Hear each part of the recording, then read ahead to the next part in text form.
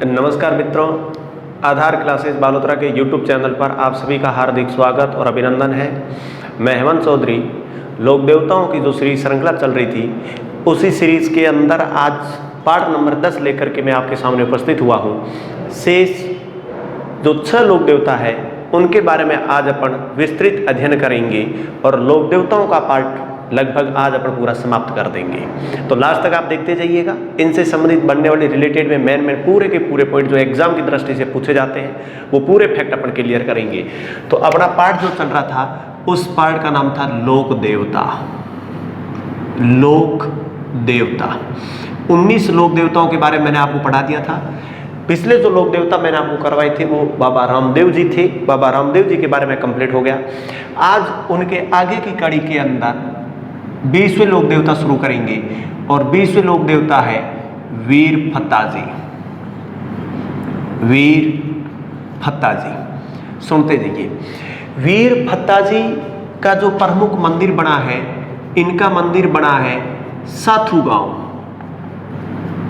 साथू गांव जालोर। ये गांव से जितने गांव के अंदर मंदिर बने हैं, झोरडा गांव हो, कोड़ूमंड हो, रामदेवरा हो, दद्रेवा हो, गोगा मेड़ी हो, छोटू गांव की पाड़ हो, मेन जितने भी हैं, नगला जाज गांव हो, हर एक गांव याद रखना है।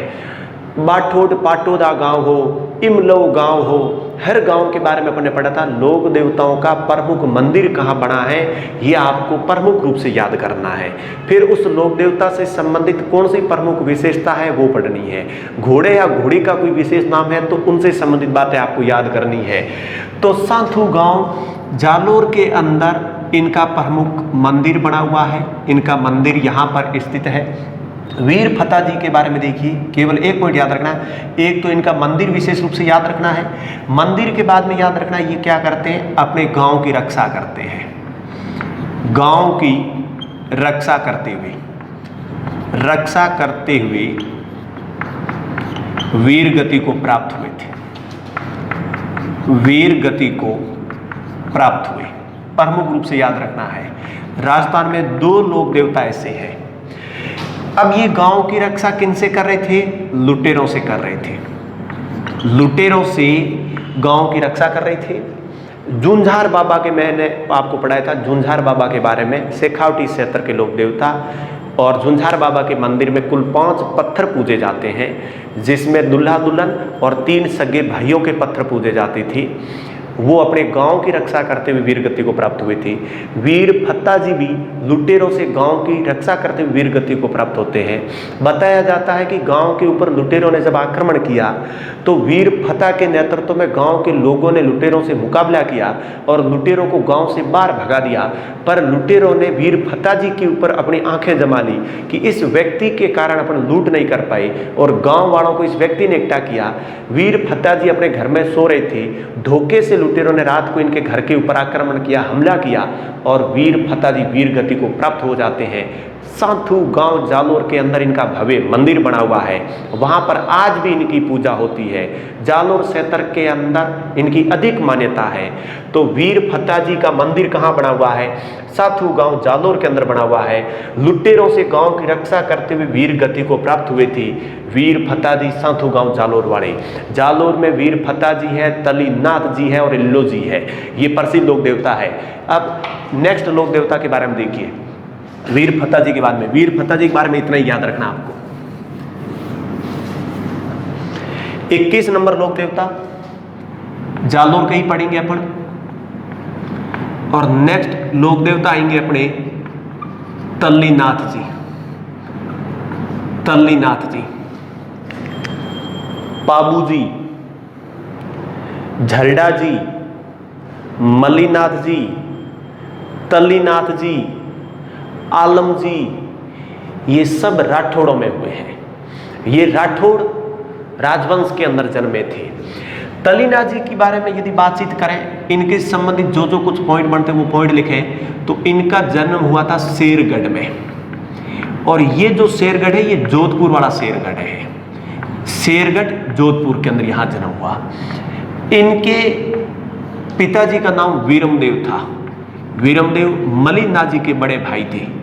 वीरमदेव राठौड़, ये वीरमदेव राठौड़ के पुत्र थे। इनके जो चाचा जी हैं वो इनके चाचा जी थे मलिनाथ जी। आज मलिनाथ जी के बारे में पढ़ेंगे, मलिनाथ जी खेड़ वाले।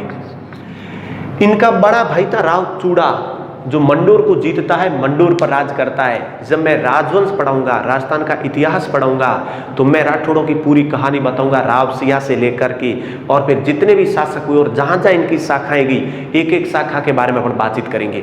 यहाँ केवल लोक देवताओं में जितना जरूरी मैं उतना ही पार्ट आपको बता रहा हूँ, समझा रहा हूँ। तो जन्म शेरगढ़ में हुआ, जोधपुर में। इनके पिता वीरमदेव राठौड़ जो मलिनाथ जी के बड़े भाई थे, इनके चाचा मलिनाथ जी थे। इनका जो भाई था, उस भाई का नाम था राव चूड़ा। राव चूड़ा, राव चूड़ा का पुत्र रणमल हुआ। रणमल की बहन हंसाबाई हुई। हंसाबाई और का विवाद फिर जाकर के मोकल के साथ उसका जो विवाह है वो मेवाड़ के महाराणा लाखा के साथ किया गया। फिर उसका पुत्र मोकल हुआ। खूब सारा मैटर यहाँ से संबंधित भी है। इनका जो मूल नाम था, मूल नाम, तो इनका मूल नाम था गागदेव राठौड़। मूल नाम क्या था? गागदेव राठौड़ इनका मूल नाम था। तलीनाथ जी का जन्म शेरगढ़ जोधपुर में हुआ। पिता वीरमदेव राठौड़ जी थे। इनके चाचा मलिनाथ जी थे खेड़ वाले। इनके भाई राव चूड़ा थे जो सर्वप्रथम मंडोर पे जाके शासन करते हैं, और इनका मूल नाम क्या था? गागदेव राठौड़। लेकिन तलीनाथ जी की बातचीत करें, तलीनाथ जी का जो भव्य मंदिर बनाया गया, वो मंदिर बनाया गया पांचोटा गांव में। इनका जो मंदिर है वो मंदिर बना हुआ है पांचोटा गांव, और पांचोटा गांव पड़ता है जालोर में। पांचोटा गांव कहाँ पड़ता है? जालोर में। पांचोटा गांव के अंदर प्रमुख भव्य मंदिर बना हुआ है, और इनका जो मंदिर है इस पांचोटा गांव के अंदर पंचमुखी पहाड़ी पर बना हुआ है। पंचमुखी पहाड़ी पर इनका मंदिर बना हुआ है। तलीनाथ जी के नाम इनके मंदिर के आसपास का जो क्षेत्र जंगल है वो ओरण कहलाता है। ओरण का अर्थ होता है वहां से कोई भी व्यक्ति लकड़ियों को नहीं काट सकता है। बाकी तलीनाथ जी ने अपने पिता की हत्या का बदला लेने के लिए सिंध पाकिस्तान क्षेत्र के मुसलमान शासकों से भी युद्ध लड़ा था। युद्ध लड़ करके फिर ये जीत प्राप्त करते हैं। कुछ ऐसे देवता होते हैं जो युद्ध भी लड़ते हैं और जीत भी प्राप्त करते हैं। तो तलीनाथ जी का प्रमुख जो मंदिर बना हुआ है वो कहाँ पर है? पांचोटा गांव जालोर के अंदर इनका मंदिर है। पंचमुखी पहाड़ी पर इनका मंदिर बना हुआ है। शेरगढ़ में जन्म हुआ था। गागदेव इनका मूल नाम था। जालोर क्षेत्र के प्रसिद्ध और लोकप्रिय देवता है। विशेष बात इनकी और याद रखें, इनकी प्रमुख जो विशेषता है वो विशेषता क्या है? कई बार ये पूछा गया, कोई भी व्यक्ति हो, कोई व्यक्ति या पशु, इनको कोई जहरीला कीड़ा या सर्प काट ले तो इनके नाम की रोगी के पैर में तांती बांधी जाती है, और तांती बांधने से वो रोगी ठीक हो जाता है। और ये जो मान्यता है वो किसमें है? तलीनाथ जी। सीधा सीधा क्वेश्चन बनता है, किसी व्यक्ति पशु को जहरीला कीड़ा सर्प काट ले तो किस लोक देवता के नाम की तांती बांधने पर रोगी ठीक हो जाता है? तो वो तलीनाथ जी है। तलीनाथ जी पांचोटा गांव के हैं। जालोर में इनका मंदिर बना है। राठौड़ कुल के अंदर इनका जन्म हुआ था। तो तलीनाथ जी का जन्म शेरगढ़ जोधपुर में हुआ। वीरमदेव राठौड़ के पुत्र थे। मलिनाथ जी के भतीजे थे ये। इनका बड़ा राव चूड़ा था। इनका मूल नाम गागदेव राठौड़ था। इनका प्रमुख मंदिर पांचोटा गांव जालोर में बना है। इनका मंदिर पंचमुखी पहाड़ी पर बना है। इनके आसपास के क्षेत्र को ओरण कहा जाता है। किसी भी व्यक्ति को या पशु को कोई जहरीला कीड़ा या सर्प काट ले तो मलिनाथ जी के नाम की तांती बांधने से रोगी ठीक हो जाता है। ये मान्यता तलीनाथ जी के बारे में है। ये तलीनाथ जी से संबंधित पूरे के पूरे फैक्ट और क्वेश्चन है। इसका स्क्रीनशॉट ले लो आप, और फिर अपन नेक्स्ट देवता के बारे में पढ़ते हैं। अगले लोक देवता के बारे में देखिए आप। तलीनाथ जी के बाद में, तलीनाथ जी के बाद में भी एक अपन राठौड़ शासक ही पढ़ेंगे, कल्ला जी राठौड़ के बारे में। और कल्ला जी राठौड़ के बारे में अपन विस्तृत बातचीत करेंगे। 22 नंबर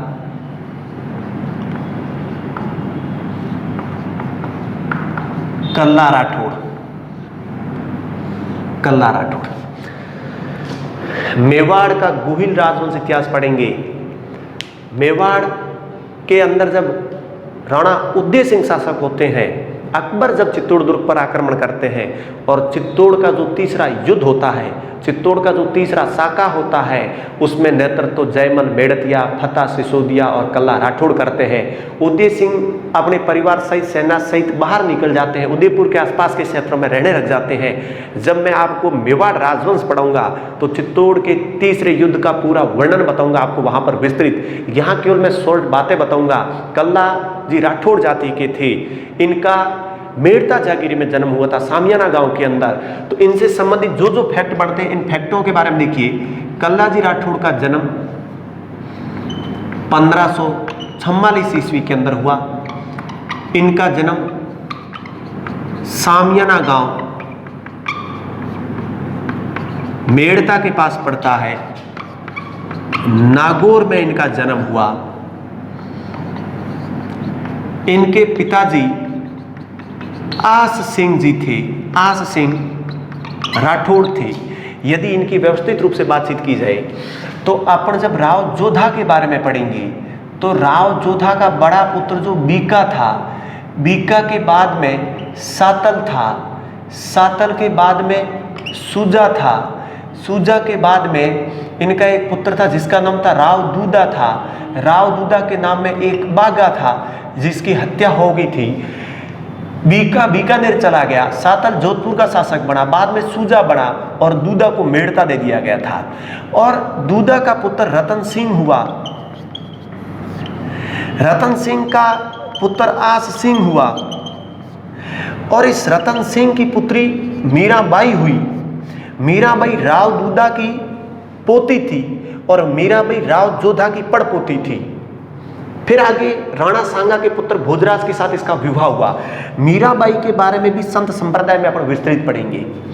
इन शासकों के बारे में जब राठौड़ राजवंश पढ़ाऊंगा तब राठौड़ राजवंश की एक एक इतिहास की कहानी पूरी की पूरी मैं आपके सामने पेश करूंगा। तो आस सिंह के पुत्र थे कल्ला राठौड़, और कल्ला राठौड़ की बुआ कौन थी? मीराबाई थी। बुआ कौन थी? मीराबाई थी। दूदा मेड़ता गया था सबसे पहले और रावण दूदा ही वहां रहने लगा। सातल देव के काल की घटनाक्रम पढ़ेंगे तब वहां पर अपन समझेंगे। तो पिता कौन थे? पिता आस सिंह राठौड़, सामियाना गांव मेड़ता जागीरी नागौर में जन्म हुआ। 1544 ईस्वी के अंदर इनका जन्म हुआ। इनकी बुआ की अपन बातचीत करें तो इनकी बुआ थी मीराबाई। इनकी बुआ कौन थी? मीराबाई थी। इनके चाचा जी जो थे उनका नाम था जयमल मेड़तिया, जयमल मेड़तिया। अजमेर के आसपास के क्षेत्रों में ये राज करते थे और वहाँ शासन करते करते जयमल मेड़तिया के ऊपर अकबर का जब अधिकार होता है, अकबर जब आक्रमण करते हैं 1562 में, ये अजमेर और नागौर का क्षेत्र छोड़ करके राणा उदय सिंह के शरण में चले जाते हैं। कल्ला राठौड़ भी साथ में होते हैं और कल्ला राठौड़, जयमल मेड़तिया और फतेह सिसोदिया, ये तीनों व्यक्ति राणा उदय सिंह के प्रमुख सेनापति होते हैं। चित्तौड़ के तीसरे युद्ध के अंदर सेना का नेतृत्व करते हैं, वहां पर पढ़ेंगे अपन। तो जन्म 1544 में हुआ, सामियाना गांव मेड़ता में हुआ। आस सिंह राठौड़ के पुत्र थे, मीराबाई के भतीजे थे, जयमल मेड़तिया के भतीजे थे। आगे और बातचीत करें तो ये जो अवतार माने जाते हैं कल्ला राठौड़, ये शेषनाग के अवतार माने जाते हैं। अवतार पूछा जाए तो किसके अवतार है? शेषनाग के अवतार माने जाते हैं।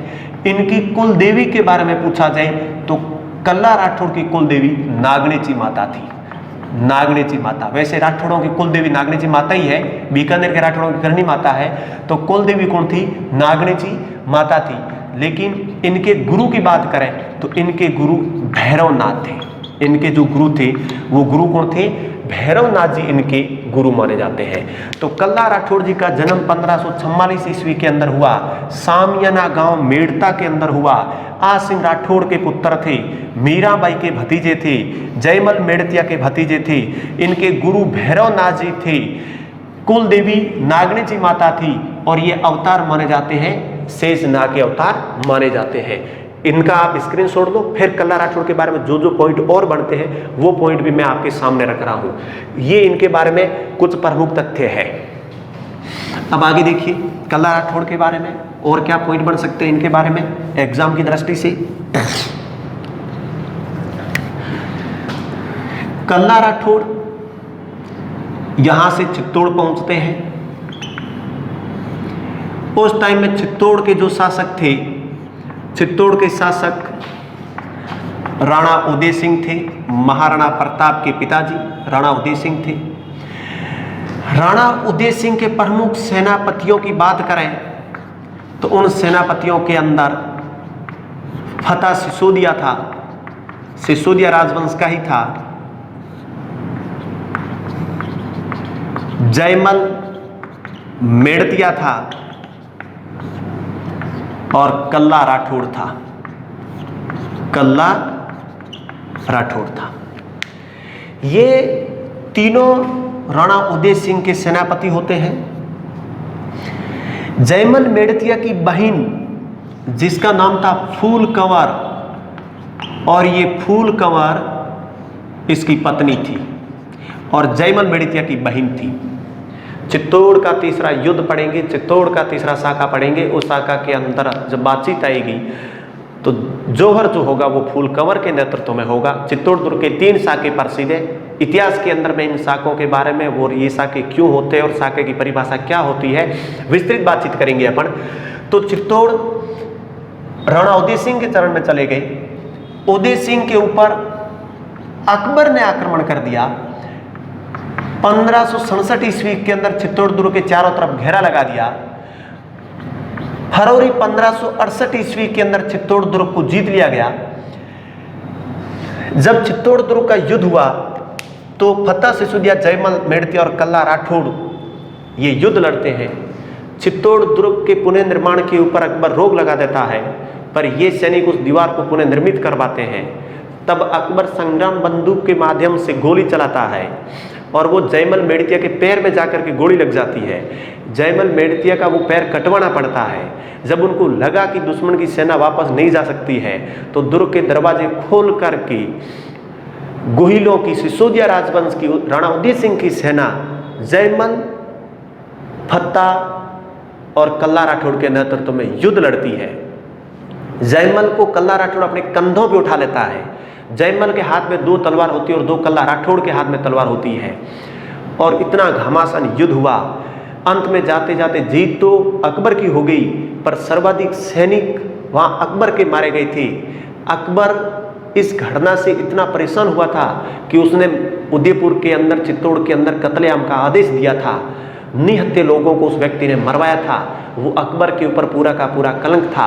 जब इस प्रकार से कल्ला राठौड़ उस युद्ध के मैदान में लड़ रहे थे तो अकबर ने अपने मुंह से कहा था, ये तो 4 हाथों वाला कोई साक्षात देवता लड़ रहा है। इस प्रकार के वीर योद्धा मैंने कभी लड़ते हुए नहीं देखा।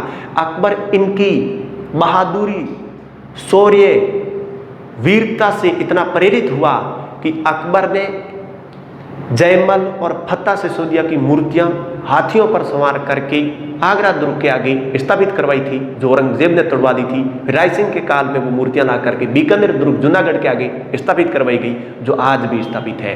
तो अपन समझ सकते हैं कि इन राजपूतों में, इन लोगों में, इन सेनापतियों में, इन राजस्थान के सूरवीरों में क्या खून था, क्या इनकी वीरता थी, क्या सूर्य वीरता थी इनके अंदर कि वो खुद मैदान के अंदर डट जाते थे और मुकाबला एक पहाड़ से कर लेते थे और एक छोटी सी सेना लेकर के एक विशाल सेना के सामने इन्होंने अपना मुकाबला किया और सबसे ज्यादा खून मुगलों का बहा वहां पर। जब मैं चित्तौड़ का युद्ध पढ़ाऊंगा तो वहां पर विस्तृत अपन बातचीत करेंगे। उस टाइम में कल्ला राठौड़ युद्ध लड़ रहे थे। चित्तौड़ दुर्ग का जो भैरव पोल है, 7 पोल है टोटल, जो भैरव पोल है, इस भैरव पोल के पास कल्ला राठौड़ का सिर कट गया। कल्ला राठौड़ का सिर कट गया। सिर कटने के बाद भी कल्ला राठौड़ युद्ध लड़ते हुए आगे की तरफ बढ़ रहे थे। दुर्ग के महलों में ऊपर बैठी हुई रानियां, क्योंकि वो इसकी प्रतीक्षा करती, या तो हमारे ये वीर पुरुष जीत करके आएंगे या फिर युद्ध के मैदान के अंदर वीर गति को प्राप्त हो जाएंगे। ये कभी हार करके, पराजित होकर के, पीठ दिखा करके कभी लौट करके आने वाले लोग नहीं हुआ करते थे। तो वो वहां पर बातचीत कर रही थी। जैसे वो रानियां, सतरानियां वहां पर बातचीत कर रही थी तो देखा कि ये कौन सा व्यक्ति है जो सिर कटा हुआ भी युद्ध लड़ रहा है। तब बताया जाता है, कोई महिला बोल रही है मेरा पति लड़ रहा है, कोई दूसरी बोल रही है तो मेरा पति सिर कटा हुआ लड़ रहा है, तब तक तीसरी नहीं कि ये तो मेरा वाला लड़ रहा है। इस प्रकार की वहाँ पर बोलियां लगती थी, वो हंसती थी, यानी उनके अंदर किस प्रकार की शूरता भरी हुई थी। अपने पतियों को इस प्रकार से युद्ध के मैदान के अंदर शूरवीरता से लड़ते हुए देख करके उनका खून खोलता था। इसी प्रकार से लड़ते हुए कल्ला राठौड़ जी का सिर कट गया। सिर भैरवपोल के पास चित्तौड़ दुर्ग में कटा था। वहां से वो लड़ते हुए जाते हैं और एक गांव आता है चित्तौड़ दुर्ग से जस्ट 7-8 किलोमीटर आगे, जिसका नाम है रुडेला गांव। और रुडेला गांव के अंदर उनका धड़ गिर जाता है। आज भी धड़ यहाँ पर पूजा जाता है। रुडेला के पास में एक छोटा सा गांव है जिसका नाम है रनेला, आज उसको कहते हैं रनेला धाम।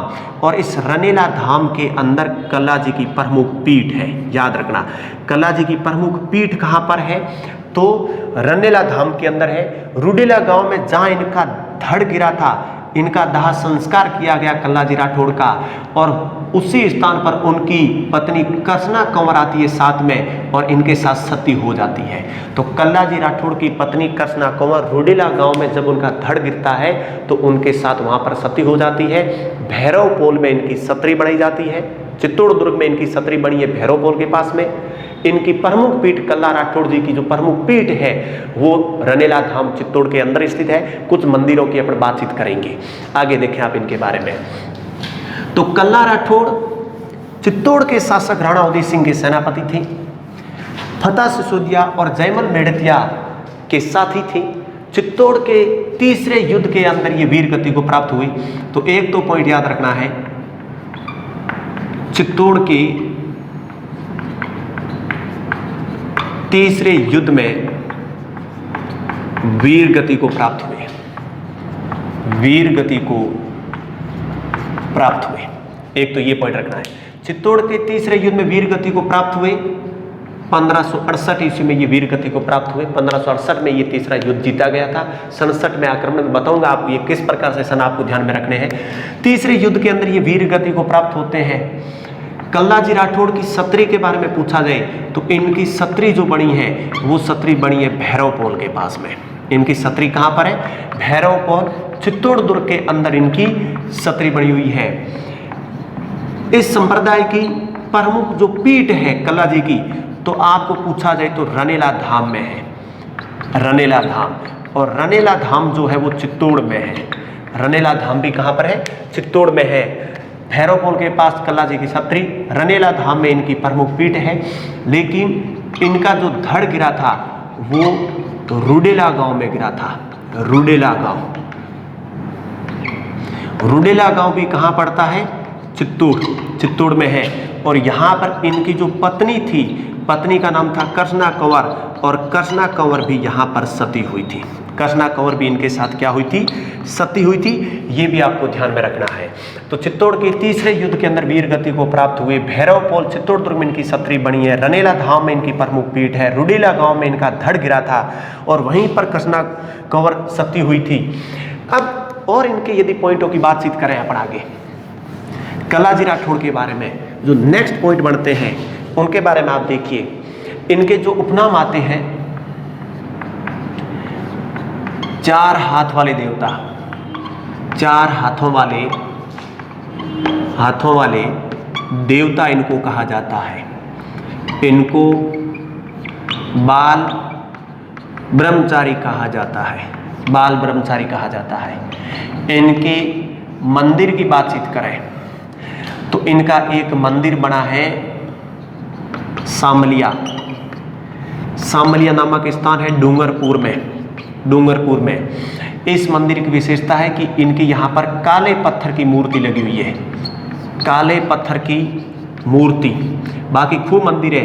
काले पत्थर की मूर्ति किस मंदिर में स्थित है? कल्ला राठौड़ के सामलिया गांव डूंगरपुर में जो मंदिर बना है वहां पर, इस मंदिर में कल्ला जी को अफीम चढ़ाई जाती है। अफीम चढ़ाई जाती है, ये चीज याद रखनी है। इस मंदिर में कल्ला जी को अफीम चढ़ाई जाती है। कल्ला जी का साप्ताहिक मेला भी लगता है। साप्ताहिक मेला, और साप्ताहिक मेला रविवार को भरता है। ये याद रख लेना। किस लोक देवता का साप्ताहिक मेला रविवार को भरता है? तो कल्लाजी राठौड़ का मेला है, वो साप्ताहिक मेला रविवार को भरता है। ये कल्लाजी राठौड़ से संबंधित फैक्ट थे। यदि इतनी पूरी बातें आप माइंड में रख लेते हो तो कल्लाजी राठौड़ के बारे में क्लियर हो जाएगा।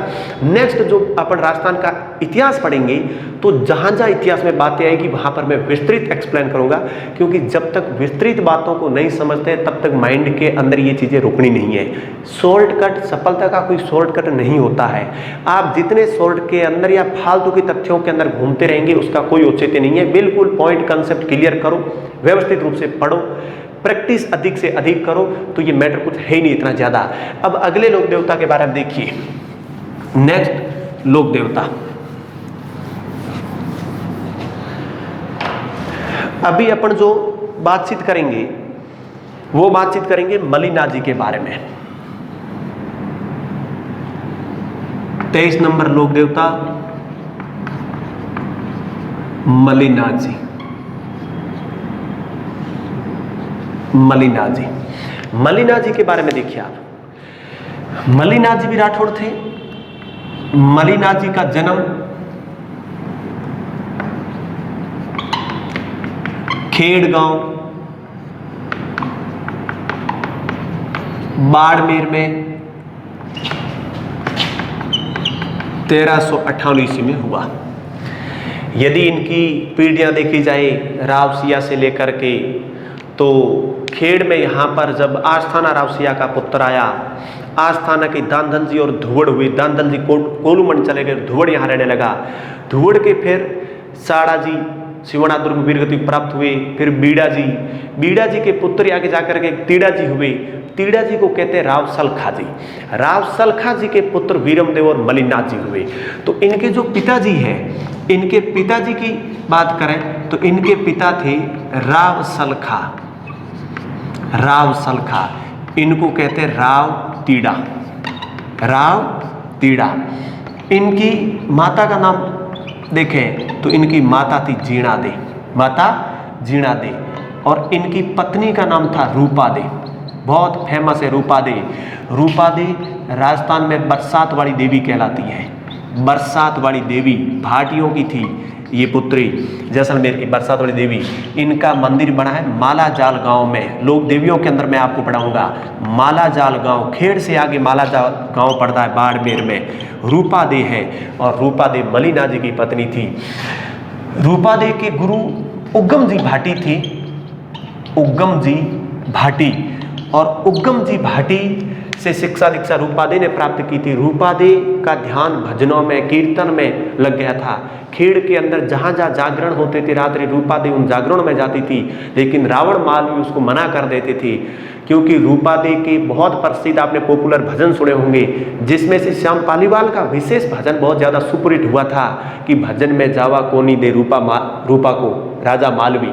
क्योंकि मलिनाथ जी यहाँ पर रोक लगाते थे कि क्षत्रिय परिवार के अंदर उनकी सतराणियाँ महिलाएं जाकर के निम्न वर्ग के लोगों के साथ जाकर के भजन करती तो शोभा नहीं देते हैं। इस प्रकार की धारणा के साथ वो उसको मना करती थी। फिर भी रूपा दे नहीं रहती थी, रूपा दे भजन करती थी। रूपा दे का एक धर्म भाई था, और वो धर्म भाई था जिसका नाम था धारू मेघवाड़।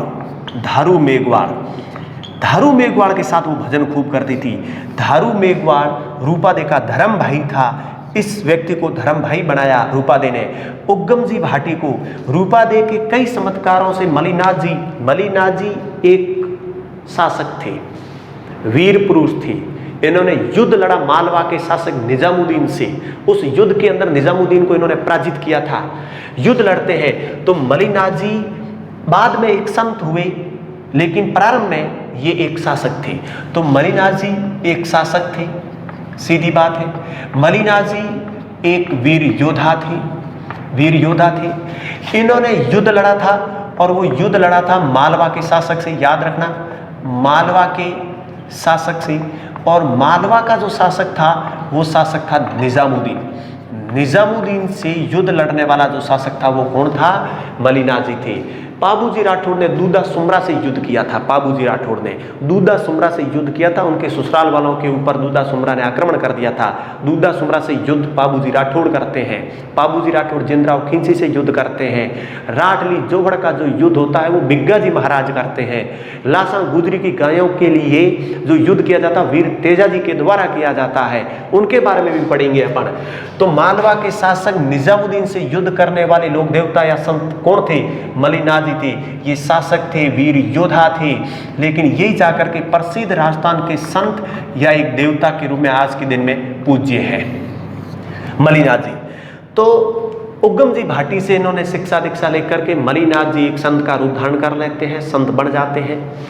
मलिनाथ जी के द्वारा एक पंथ की स्थापना की जाती है। उस पंथ का नाम होता है कुंडा पंथ। याद रखना, कुंडा पंथ की स्थापना किस लोक देवता के द्वारा या किस संत के द्वारा की जाती है? तो वो मलिनाथ जी के द्वारा की जाती है। मलिनाथ जी के नाम से ही हमारा जो ये बाड़मेर जिला है, बाड़मेर का जो क्षेत्र है, बाड़मेर का क्षेत्र मालानी कहलाया। मालानी क्षेत्र के नाम से प्रसिद्ध हुआ और ये मलिनाथ जी के नाम से हुआ। और इस मलिनाथ जी के नाम पर ही एक मालानी नाम की रेल चलती है जो बाड़मेर टू दिल्ली की तरफ निकलती है। मालानी एक्सप्रेस के नाम से प्रसिद्ध है। उसके ऊपर भी आज के दिन में खूब विवाद चल रहा है। 3 दिन बाड़मेर को मिली है, 4 दिन जैसलमेर को मिली है।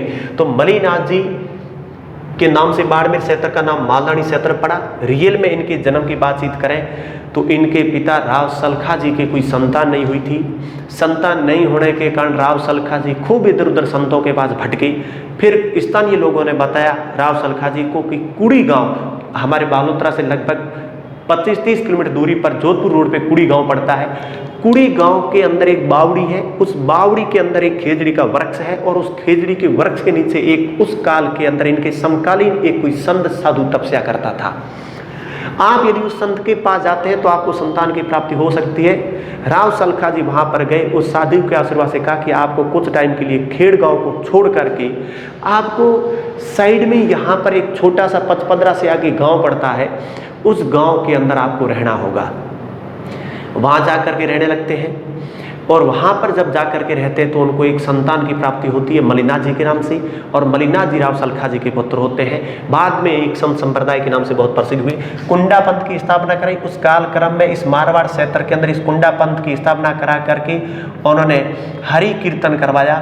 बहुत मारवाड़ क्षेत्र के जितने साधु संत थे उन पूरे साधु संतों को बुला करके एक बहुत बड़ा हरि कीर्तन करवाया। जैसे आज के दिन में प्रेव मठ के अंदर ओंकार भारती जी महाराज ने करवाया था। बाबा रामदेव जी के ठाटेवाड़ी खेजड़ी के जो प्रतिष्ठा का कार्यक्रम हुआ, इस प्रकार से बड़े बड़े कार्यक्रम है वो यहाँ पर आयोजित किए गए। मलिनाथ जी का प्रमुख मंदिर आज खेड़ गांव के अंदर बना हुआ है। मलिनाथ जी का मंदिर तिलवाड़ा में बना हुआ है। बाड़मेर के अंदर तिलवाड़ा में भी इनका मंदिर मौजूद है। तिलवाड़ा के अंदर मलिनाथ जी के नाम से एक पशु मेला भरता है। ये पशु मेला राजस्थान का ये जो पशु मेला है ये चैत्र माह में भरता है। चैत्र शुक्ला 11 से चैत्र कृष्णा 11 से शुक्ला 11 तक यानी 15 दिन। मलिनाथ जी का तिलवाड़ा वाला यदि मेला की अपन बातचीत करें तो मैं मेला यहाँ लिखा दूँ। ये मेला लगता है चैत्र शुक्ला 11 से शुक्ला नहीं कृष्णा 11 से शुक्ला 11 तक 15 दिन तक ये मेला लगता है। और ये मेले की तिथि एग्जाम में बहुत ज्यादा पूछी जाती है। मेले त्योहार पढ़ाऊंगा तब प्रमुख तिथियां मैं आपको याद करूंगा। मलिनाथ जी पशु मेला कहाँ लगता है? तिलवाड़ा बाड़मेर में लगता है। राजस्थान का सबसे प्राचीन पशु मेला कौन सा है? मलिनाथ जी पशु मेला है। कितने दिन के लिए भरता है? 15 दिन के लिए भरता है। कब लगता है? चैत्र कृष्णा 11 से चैत्र शुक्ला 11 से। हमारे यहाँ पर घूंगड़े खूब बिकते हैं, ये तो महीने भर चलता रहता है। विशेष रूप से ये 15 दिन का ही है। एग्जाम की दृष्टि से 15 दिन के लिए लगता है। तो रिपीट क्वेश्चन कर रहा हूँ। जन्म खेड़ गांव बाड़मेर में हुआ। राव सलखा जी या राव तीड़ा जी के पुत्र थे।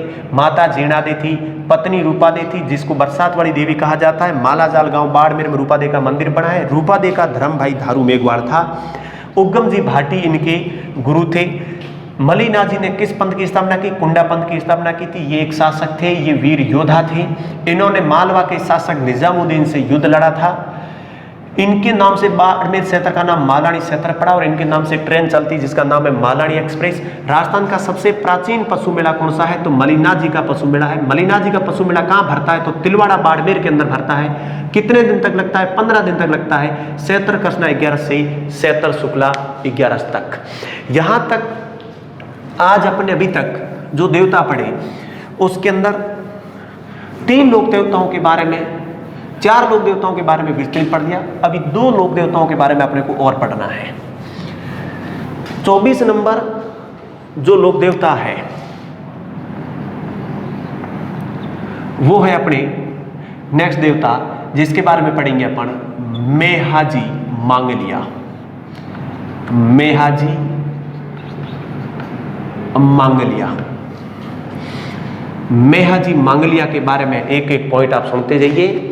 मोस्ट लोक देवता है, इनसे संबंधित भी क्वेश्चन एग्जाम के अंदर आज के दिनों में खूब पूछे जा रहे हैं और इनके बारे में भी कुछ पॉइंट अपन विस्तृत रूप से क्लियर करेंगे। मेहाजी मांगलिया बहुत सारी किताबों में आज दिन तक के तथ्य आप देखोगे तो उससे कुछ तथ्य मेरे आपको भिन्न प्रतीत होंगे, क्योंकि पता नहीं वो कहाँ से, उनके पास क्या प्रमाण होते हैं, क्या स्रोत होते हैं, कहाँ से वो चीज़ें उठा करके लाते हैं, जहाँ पर बहुत सारी चीज़ें बता दी जाती है। पर मैं आपको जो जानकारी दे रहा हूँ बिल्कुल साहित्यिक प्रमाणिक स्रोतों के माध्यम से आप इनको देखते जाइए और इनको आप समझते जाइए। मेहाजी मांगलिया के बारे में देखिए। मेहाजी मांगलिया का जन्म तापू गांव जोधपुर में हुआ।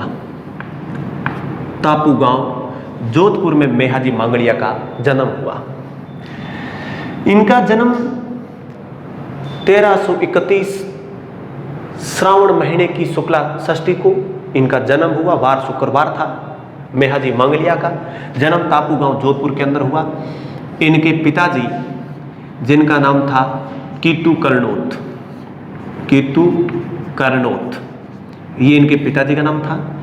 और इनकी जो माता का नाम था, माता का नाम था मायड़दे।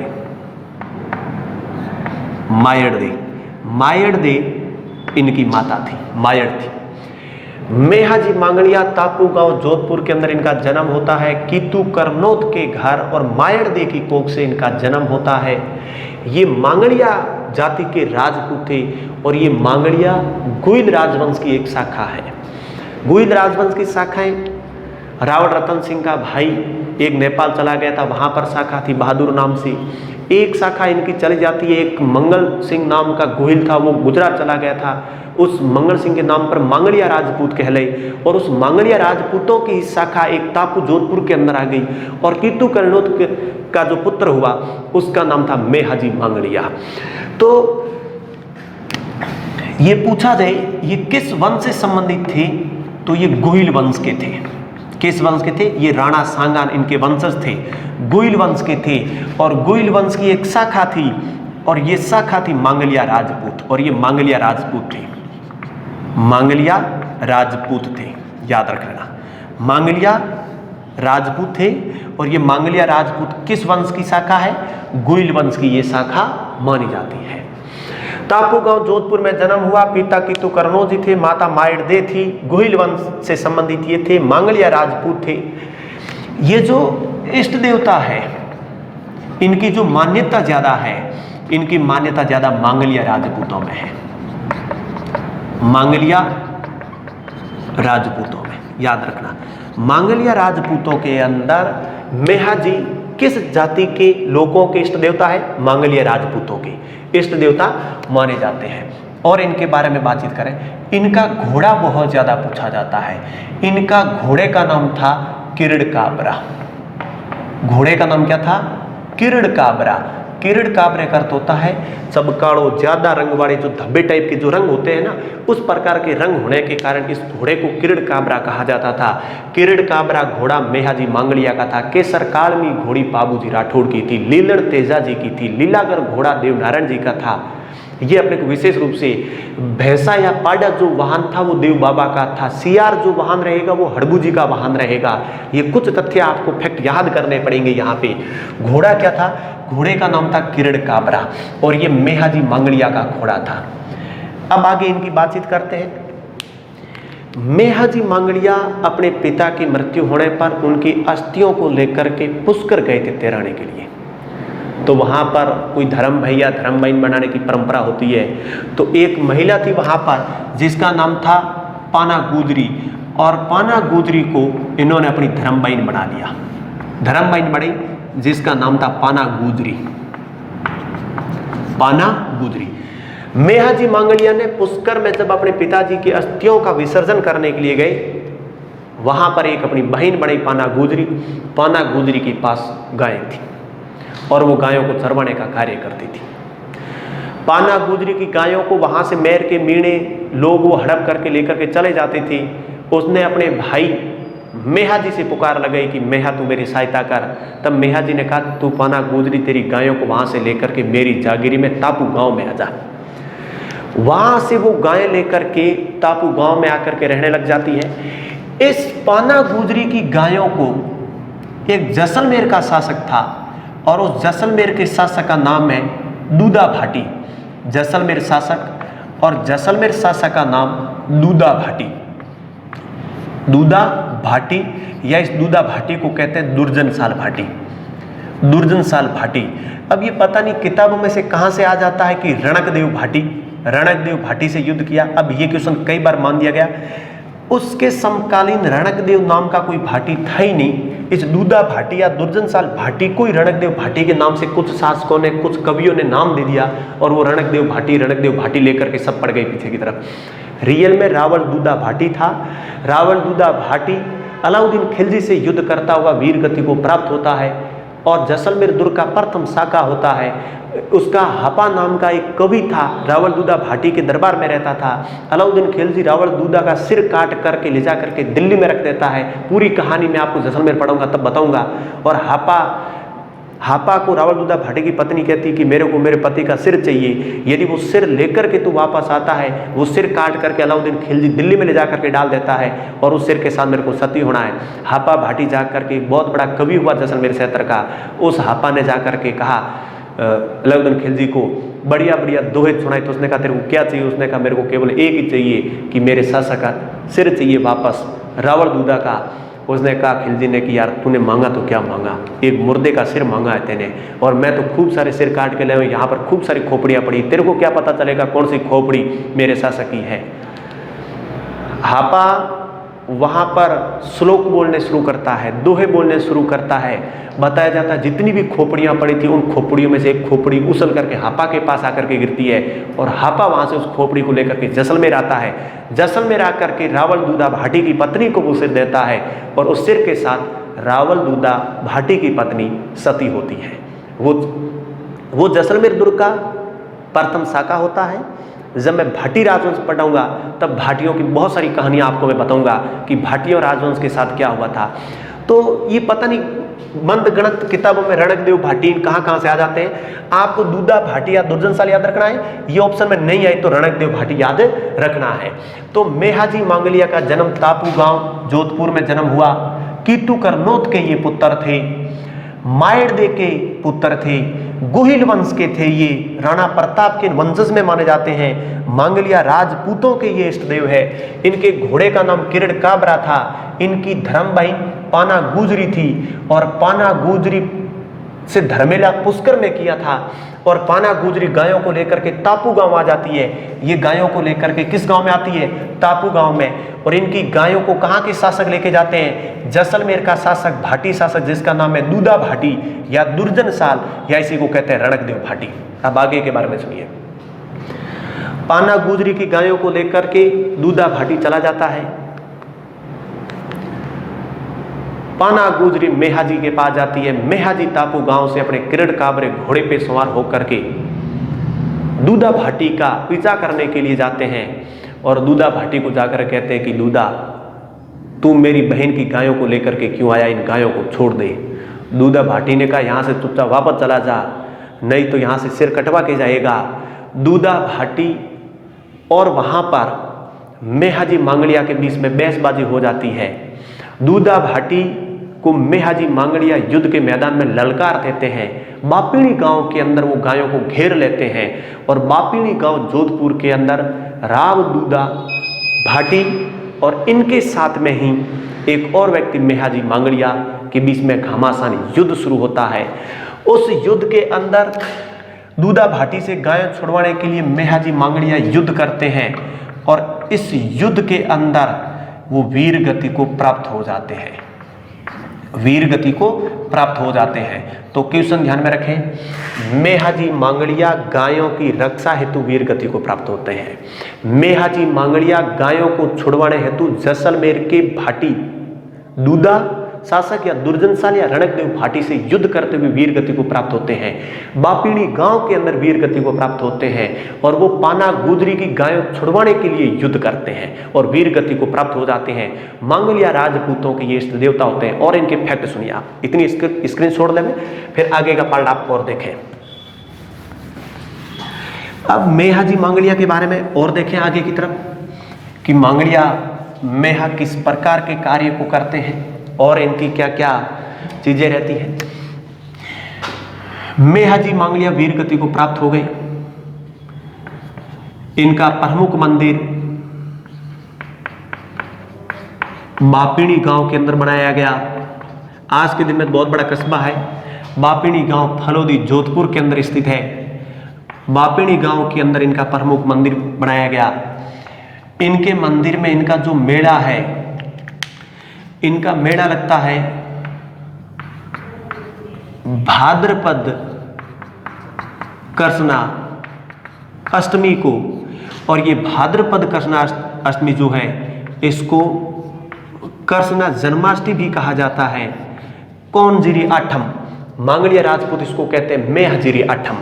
तो आपको यदि पूछा जाए मेहाजिरी आठम कब आती है, तो मेहाजिरी जो आठम है वो भाद्रपद कृष्णा अष्टमी को आती है या कृष्णा जन्माष्टमी को आती है। कृष्णा जन्माष्टमी के दिन ही एक क्वेश्चन और बन सकता है, राजस्थान में किस लोक देवता का मेला कृष्णा जन्माष्टमी के दिन भरता है, तो मेहाजी का मेला। याद रखना, कृष्णा जन्माष्टमी के दिन भरता है जिसको मेहाजिरी आठम, मांगलिया राजपूतों के ये कुल देवता माने जाते हैं, ये इनका मेला है। लेकिन इनकी एक प्रमुख विशेषता है और वो विशेषता ये है कि मेहाजी का कोई भोपा होता है। ये भोपा भी अपने आप में एक बहुत बड़ी चीज है। आपका यदि पटवार में, पुलिस में, रीट में सिलेक्शन नहीं हो रहा है तो आप इन भोपा लोग के पास जाइए, उनसे आप अपनी बात पूछिए क्यों नहीं सिलेक्शन हो रहा, तो वो आपको बता देंगे कि आप गणित में कहाँ कमजोर है, जीके में कहाँ कमजोर है, कैसे आपका सिलेक्शन होगा। बहुत बड़ी चीज है ये अपने आप में। भोपा, जो भोपे होते हैं मेहाजी के, भोपों के वंश में वृद्धि नहीं होती है, वंश में वृद्धि नहीं होती है। याद रखना, विशेष मोस्ट क्वेश्चन है।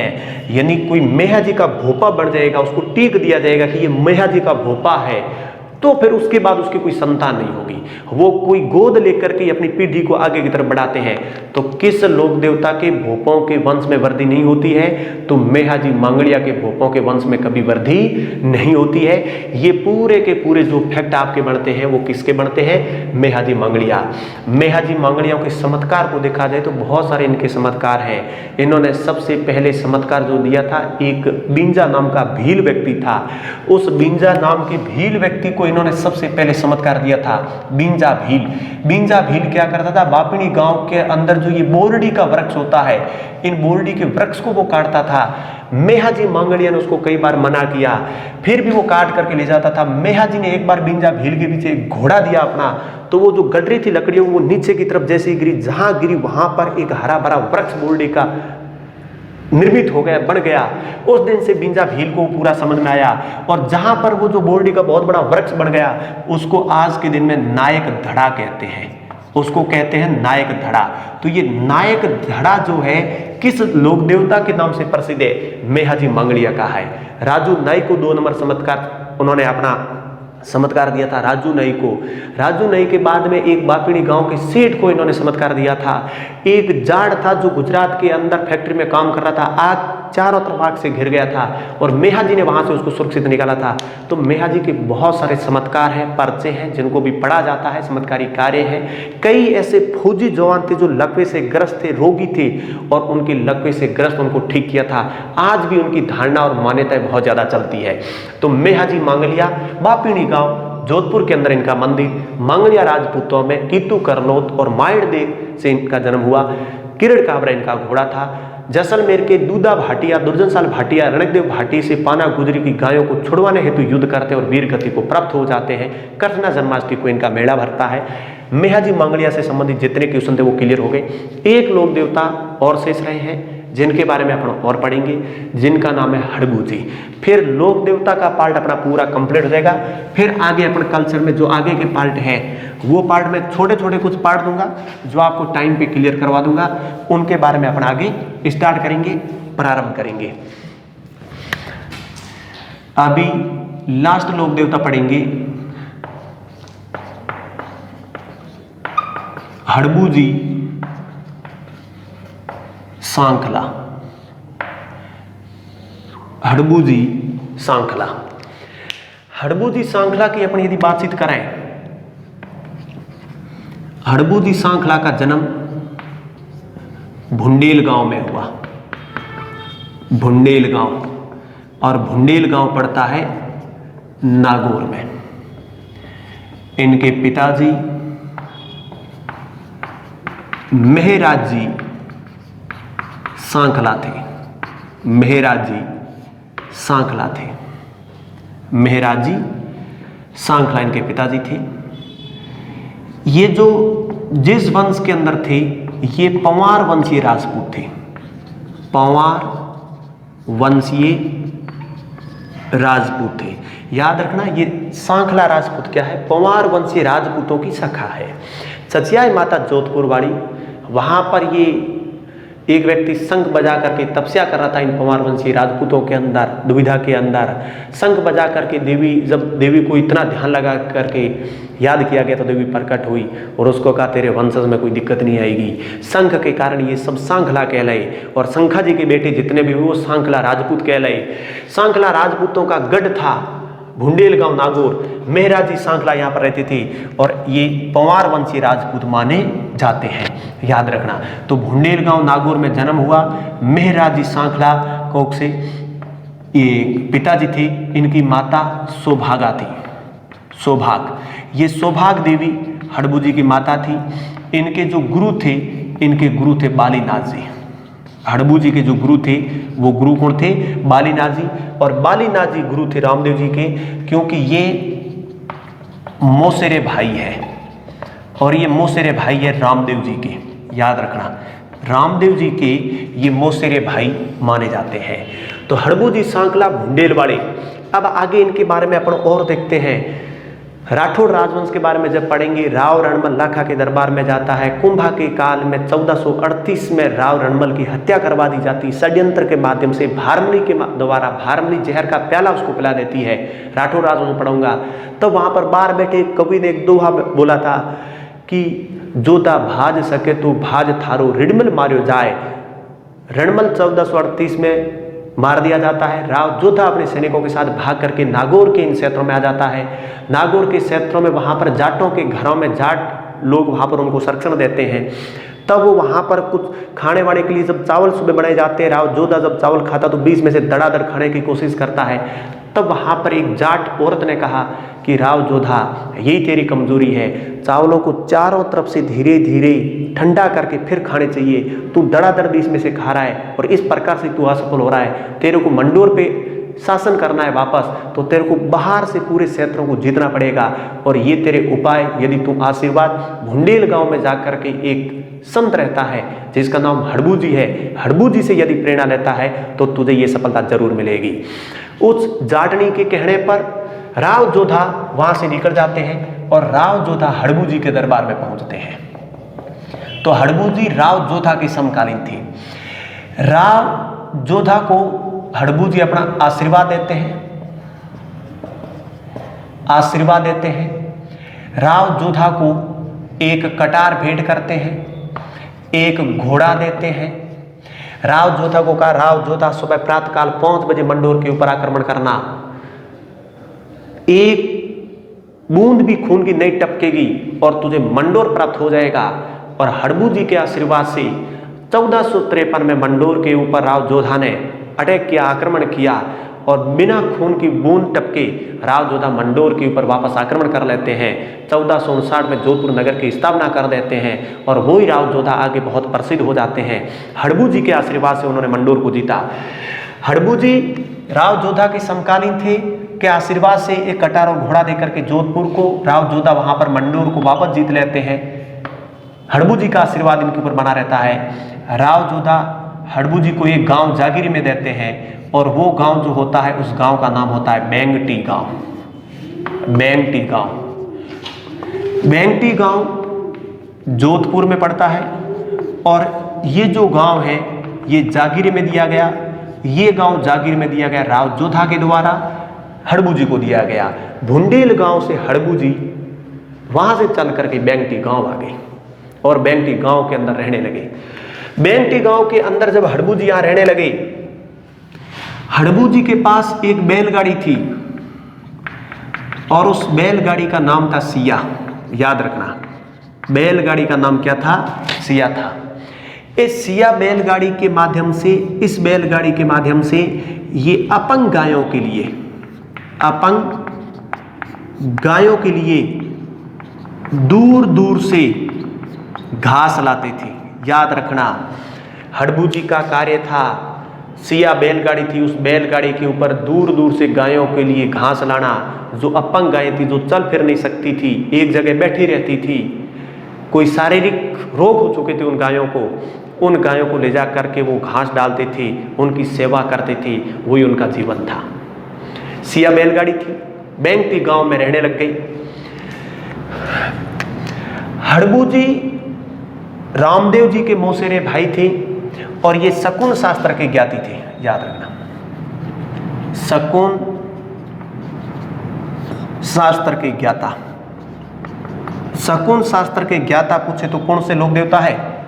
हड़बू जी सांकला है। शकुन शास्त्र के इनको ज्ञाता माना जाता है। हड़बू जी रामदेव जी की समाधि की जांच करने के लिए बेंगटी गांव से रामदेवरा जाते हैं। रामदेव जी ने समाधि ले ली थी, रात को इनको एक सपना आया था। वहां जाकर के जैसे रामदेवरा से 4 किलोमीटर पहले एक खेजड़ी वृक्ष के नीचे रामदेव जी इनको सामने मिल जाते हैं और दर्शन देते हैं। समाधि लेने के बाद रामदेव जी हड़बू जी को सर्वप्रथम दर्शन देते हैं, वहां पर इनकी मुलाकात होती है। तो एक कटोरा जिसका नाम है रतन कटोरा और एक चुटिया है जिसका नाम है चौहन चुटिया, रामदेव जी हड़बू जी को भेंट करते हैं। हड़बू जी वहां से चल करके वापस बेंगटी गांव आते हैं और बेंगटी गांव में जीवित समाधि ले लेते हैं। पर उनकी शर्त थी कि मेरी कभी पूजा ना हो, मेरी इस बैलगाड़ी की पूजा हो। एक मात्र लोक देवता का मंदिर होगा जिसमें बैलगाड़ी की पूजा होती है और वो सिया बैलगाड़ी आज भी बेंगटी गांव के मंदिर के अंदर रखी हुई है। और वो जो मंदिर है बेंगटी गांव के अंदर अजीत सिंह जी ने बनाया था। तो याद रखना, हड़बू जी सांकला रामदेव जी से मिलते हैं। रामदेव जी इनको रतन कटोरा देते हैं, चौहन छुटिया देते हैं, जिसको अपन मारवाड़ में एक लकड़ी कहते हैं, बूढ़े लोग चलते हैं। रतन कटोरा और चौहन छुटिया रामदेव जी सर्वप्रथम जो दर्शन देते हैं वो किसको देते हैं? हड़बू जी को देते हैं। हड़बू जी का जो मंदिर बनता है, यहाँ पर ये गांव जागीर में था, यहीं पर मंदिर है इनका। याद रखना, हड़बू जी का मंदिर बेंगटी गांव के अंदर बना हुआ है, जोधपुर के अंदर बना हुआ है। अजीत सिंह ने ये मंदिर बनाया था। इनके मंदिर में मूर्ति के स्थान पर, विशेष याद रखना है, मूर्ति के स्थान पर मूर्ति ना होकर के बैलगाड़ी की पूजा होती है। बैलगाड़ी की पूजा होती है और ये विशेष बात है आपके हड़बू जी सांखला के बारे में। शकुन शास्त्र के बहुत ज्ञाता और सिद्धि पुरुष थे हड़बू जी। तो हड़बू जी का जन्म भुंडेल गांव नागौर में हुआ। मेहराज जी सांखला के पुत्र थे, पंवार वंशीय राजपूत थे, सौभागा देवी के पुत्र थे। इनके गुरु बाली नाथ जी थे, इनके मौसेरे भाई रामदेव जी थे। रामदेव जी ने समाधि लेने के बाद सर्वप्रथम दर्शन किसको दिए? हड़बू जी को दिए। रामदेव जी ने हड़बू जी को क्या दिया? रतन, कटोरा और सुवन छुटिया दिया। राव जोधा की सहायता करने वाले लोक देवता कौन थे? हड़बू जी थे। राव जोधा को आशीर्वाद किसने दिया था? हड़बू जी ने दिया। एक कटार और घोड़ा भेंट किया। हड़बू जी को बेंगटी गांव जागीर में किसने दिया? राव जोधा ने दिया। हड़बू जी सांकला का प्रमुख मंदिर कहाँ बना हुआ है? बेंगटी गांव जोधपुर में बना हुआ है। किस लोक देवता के मंदिर में मूर्ति के स्थान पर बैलगाड़ी की पूजा होती है? हड़बू जी के मंदिर में होती है। किस लोक देवता को शकुन शास्त्र का ज्ञाता कहा जाता है? हड़बू जी को कहा जाता है। हड़बू जी की बैलगाड़ी का नाम क्या था? सिया था। कौन से लोक देवता बैलगाड़ी के माध्यम से अपंग गायों के लिए दूर दूर से घास लाते थे और उनको डालते थे?